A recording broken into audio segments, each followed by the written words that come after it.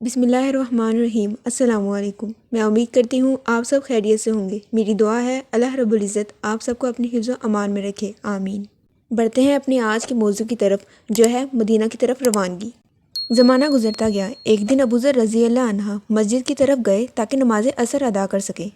وہ اپنے دبلے پتلے جسم کے ساتھ مسجد میں داخل ہوئے۔ جب نماز ہو چکی تو مسجد میں ایک گوشے میں ایک شخص کے پاس بیٹھ گئے جو دردناک آواز سے کلام پاک پڑھ رہا تھا۔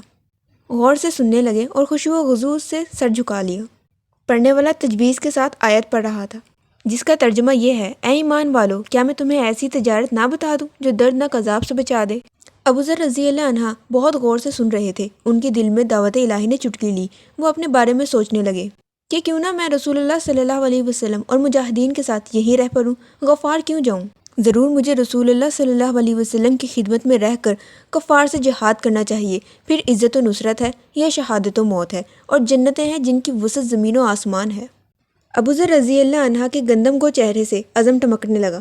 وہ اٹھے، گھر گئے اور اپنے بھائی انیس سے کہنے لگے: کل میں یثرب جاؤں گا، کیا وہاں زیادہ دیر قیام رہے گا؟ کب واپسی ہوگی؟ میں اب کبھی لوٹ کر نہیں آؤں گا، تو وہاں کیا کرو گے؟ رسول اللہ صلی اللہ علیہ وسلم کے ساتھ رہوں گا، اور آج کے دن کے بعد سے ان سے کبھی جدا نہیں رہوں گا۔ کہاں قیام کرو گے؟ میں ان اصحاب رسول صلی اللہ علیہ وسلم کے ساتھ مسجد میں ہی رہوں گا جن کا کوئی ٹھکانہ نہیں ہے۔ تم سچے مسلمان ہو، تم نے اپنی مراد پا لی، لہٰذا اب یہی رہو، تمہارے خاندان کو تمہاری ضرورت ہے۔ نبی صلی اللہ علیہ وسلم ان لوگوں سے زیادہ بہتر ہیں۔ اے انیس، جو کچھ ضائع ہو چکا وہی کافی ہے۔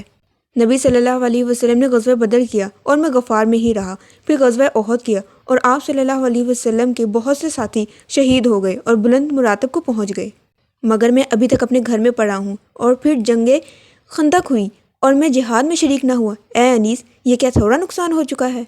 گھر پر ہی رہو، جب جہاد کے لیے بلائے جاؤ گے تو چلے جانا۔ اللہ نے ایک انسان کے دو دل نہیں بنائے، میں نے اپنی جان اللہ کے حوالے کر دی ہے۔ مجھے دنیا کے بے مایہ پونجی کی تمنا نہیں، میں تو بس اللہ اور اس کے رسول صلی اللہ علیہ وسلم کی رضامندی کا طالب ہوں۔ تو اب مجھے کیا چیز روک سکتی ہے؟ باخدا میں یثرب ضرور جاؤں گا، اللہ ہی ہدایت دیتا ہے۔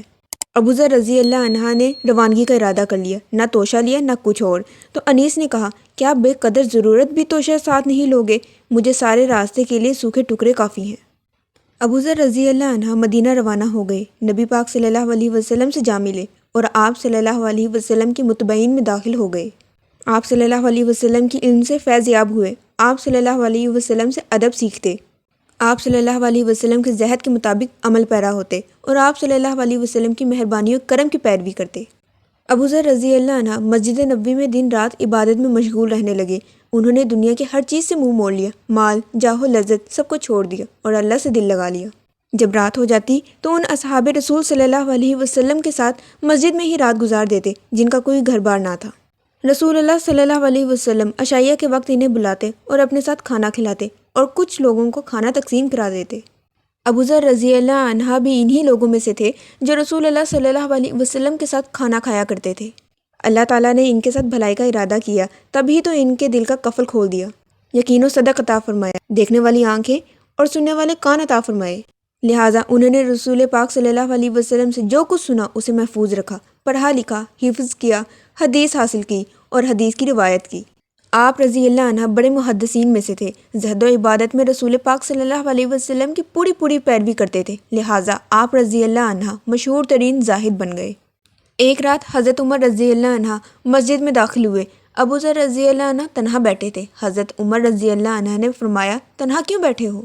ابو ذر رضی اللہ عنہ بولے: نیک ساتھی تنہائی سے بہتر ہے اور برے ساتھی سے تنہائی بہتر ہے۔ بھلائی کا پہنچانے والا برائی کے پہنچانے والے سے بہتر ہے۔ ایمانت مہر سے بہتر ہے اور مہر بزدلی سے بہتر ہے۔